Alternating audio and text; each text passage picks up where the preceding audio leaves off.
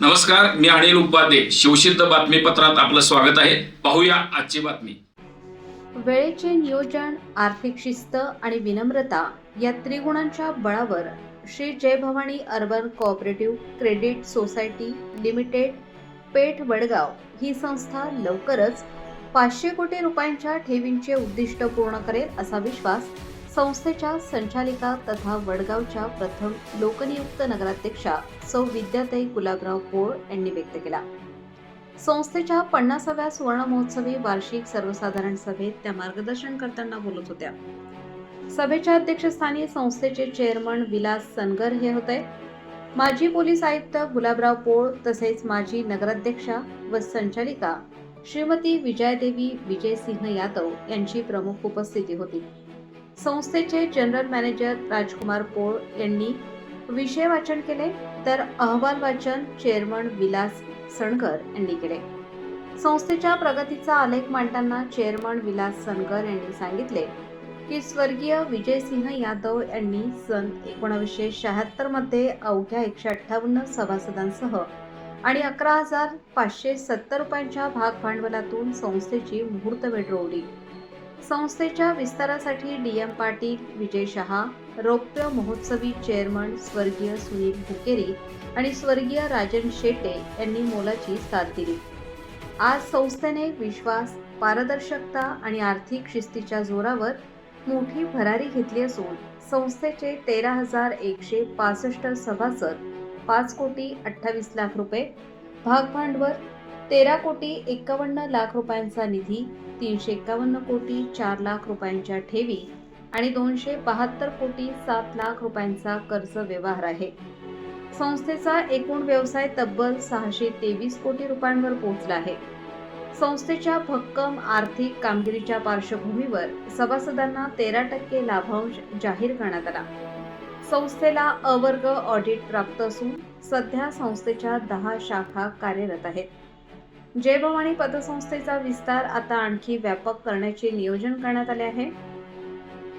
कोल्हापूर, टोक आणि गडहिंग्लज येथे नवीन शाखा सुरू करण्याबरोबरच सांगली, सातारा आणि रत्नागिरी जिल्ह्यातही संस्थेचा विस्तार करण्याचा मानस असल्याचे माजी पोलीस आयुक्त गुलाबराव पोळ यांनी सांगितले. सामान्य सभासदांच्या कष्टाची आणि ठेवीची पै सुरक्षित ठेवून सभासदांशी सदैव विनम्रतेने वागणे, वेळेचे नियोजन करणे आणि आर्थिक शिस्त कायम राखणे या मूल्यांमुळे संस्थेची विश्वासार्हता अधिक दृढ होईल असेही मार्गदर्शन त्यांनी यावेळी व्यक्त केले. संस्थेच्या वार्षिक सभेच्या निमित्ताने संस्थेच्या संचालिका सौ विद्याताई गुलाबराव पोळ यांची वडगावच्या प्रथम महिला लोकनियुक्त नगराध्यक्षापदी निवड झाल्याबद्दल संस्थेच्या वतीने विशेष सत्कार करण्यात आला. तसेच यादव पॅनल आघाडीच्या सर्व नवनिर्वाचित नगरसेवक व नगरसेविका यांचाही सत्कार करण्यात आला. यानंतर विशेष निमंत्रित सत्कार तसेच शालेय गुणवंत विद्यार्थ्यांच्या सत्कारासह स्पर्धा परीक्षांमध्ये यश मिळवणाऱ्या विद्यार्थ्यांचा व पालकांचाही सत्कार करण्यात आला. याप्रसंगी हुशार होतकरू विद्यार्थ्यांना मोफत गणवेश वाटप करून सामाजिक उपक्रम राबवण्यात आला. विश्वासाच्या भक्कम पायावर उभी राहिलेली जय भवानी पतसंस्था आता नव्या आर्थिक शिखराकडे वाटचाल करत असल्याने सर्वांनी समाधान व्यक्त केले. सभेचे प्रास्ताविक शरद पाटील यांनी केले, तर आभार विशाल वडगावे यांनी मानले. यावेळी शेलारजी सूर्यवंशी, राजेंद्र देवस्थळी, अलनसीर मोमीन, सुभाष पाटील, प्रकाश आमणे, वसंत शिंपणेकर, शशिकला शेटे, सुरेश गणपते, रणजित सिंह यादव, गुरुप्रसाद यादव, अभिजित गायकवाड, प्रवीण पाटील यांच्यासह संस्थेचे संचालक, पदाधिकारी, कर्मचारी यांच्यासह सभासद हजारोंच्या संख्येने उपस्थित होते. भवानीच्या सर्वसाधारण सभेत आता उपस्थित असलेले सर्व सभासद, सर्व शाखांचे पदाधिकारी, संचालक मंडळ, चेअरमन, व्हाईस चेअरमन, जय भवानीचा सर्व कर्मचारी, स्टाफ सर्वांचं मी या ठिकाणी प्रथम स्वागत करतो. त्याचबरोबर कार्यक्रमास उपस्थित असलेले सर्व पत्रकार आणि वेगळ्या चॅनलचे प्रतिनिधी त्यांचं देखील स्वागत करतो.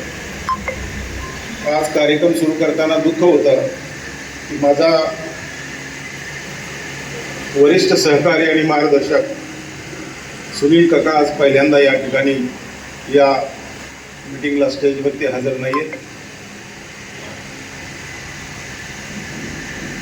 त्यांच्या स्मृतीस मी अभिवादन करतो. त्याचप्रमाणे श्रीमती बेलेकर आणि श्री पवार यांच्या स्मृतीला देखील अभिवादन करतो. आज सभेमध्ये मोठ्या संख्येने लोक हजर आहेत, त्याबद्दल त्यांचंही स्वागत करतो. सभा या सर्वसाधारण सभेमध्ये ज्याच्या पाठिंब्यामुळे 350 करोडचा टप्पा आपण गाठलेला आहे ते महाराष्ट्राचे retired additional DG Shri Gulabrao Paul, Jay भवानीचे चेअरमन संगर साहेब, ज्यांच्या अंगात कणकण असून सुद्धा जय भवानीचं सुवर्ण महोत्सवी वर्ष आणि मी तिथं नाही असं कसं होईल म्हणून इथं असलेल्या आईसाहेब, जय भवानीचे सर्व डायरेक्टर, इथं उपस्थित असलेले सर्व नगरसेवक आणि ज्यांच्यामुळं जय भवानी आज इथंपर्यंत टप्पा गाठलेला आहे ते जय भवानीचे सर्व सभासदांना माझा नमस्कार. आज जय भवानीचं सुवर्ण महोत्सवी वर्ष या निमित्त बोलताना मला एकच लक्षात येतं आहे की जे स्वप्न आपल्या सर्वसाधारण सगळ्या लोकांनी बघितलेलं आहे त्याच्यातल्या त्यामध्ये आज ह्याच्यामध्ये बोलताना एका माणसाची 100% आठवण येते. आज सकाळपासून आठवण यायला लागले ते म्हणजे आपले सुनील दादा, ज्यांनी जय भवानीला ह्या टप्प्यापर्यंत आणलं. जय भवानी म्हणजे त्यांचा श्वास होती. पप्पांच्या सांगण्यावरून प्रत्येक गोष्ट सर्वसामान्य लोकांच्यासाठी ते सगळे करत गेले आणि आपली जय भवानी वडगावची आर्थिक वाहिनी कधी बनली हेही कुणाच्या लक्षात आलं नाही. अशा सुनील दादांची 100% आज आठवण येते आणि त्यांची कमतरता अतिशय भासते. दुसरं व्यक्तिमत्व श्यामला बेलेकर. प्रत्येक महिला वर्गाला तर आज 100% त्यांची आठवण येत असेल. अगदी हसून सगळ्यांचं स्वागत करायला प्रत्येक वेळी पुढे आणि महिला शाखेला ज्यांनी स्वतःचा एक आयाम दिला. श्यामला बेलेकर पण आज आपल्याकडे नाही आहे आणि पठार शाखेचे पवार साहेब, ह्या सगळ्यांचं आज स्मरण करताना एक मनात खंत वाटते की ह्या लोकांचा आशीर्वाद आहे म्हणून आपण पुढं आलो, पण त्याबरोबर हे पण वाटते की जग पुढे चालायला पाहिजे.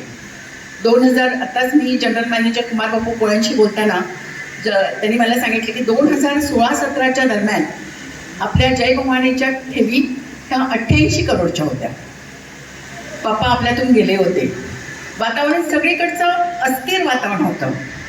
जसं अहवाल वाचन करताना शरद पाटलांनी सांगितलं तर तशीच खरोखर परिस्थिती होती की जय भवानीचं अस्तित्व राहतं का नाही. आणि ह्याच्यामध्ये सगळ्या जय भवानीच्या सगळ्या डायरेक्टर्सनी पोळसाहेबांच्या मार्गदर्शनाखाली आणि आईंच्या मार्गदर्शनाखाली एक विडा उचलला की काही झालं तरी आपण 500 करोड रुपयाच्या ठेवी काटायच्या आणि त्यानुसार आज 351 करोडच्या ठेवीपर्यंत आपण पोहोचलोय. ही अतिशय अभिमानाची आणि अतिशय कौतुकाची गोष्ट आहे. आज एक गोष्ट मी सांगणार आहे. कालच आपल्या पेठ वडगावमध्ये नागनी बँकेची एक शाखा उघडली गेली. त्यानिमित्त आपल्या नांदणीचे एक मठाधिपती महाराजजी आलेले, त्यांनी एक छोटीशी गोष्ट सांगितली. ती गोष्ट मला एवढी आवडली की आज मला वाटतं की इथं ती सांगणं गरजेचं आहे. त्यांनी काय सांगितलं की त्यांच्याकडे एक जण असं एक हे संस्था उघडायसाठी म्हणून त्यांचा आशीर्वाद घ्यायसाठी आले आणि आशीर्वाद घ्यायसाठी आल्यानंतर त्यांनी सांगितलं की मला काही येता येणार नाही,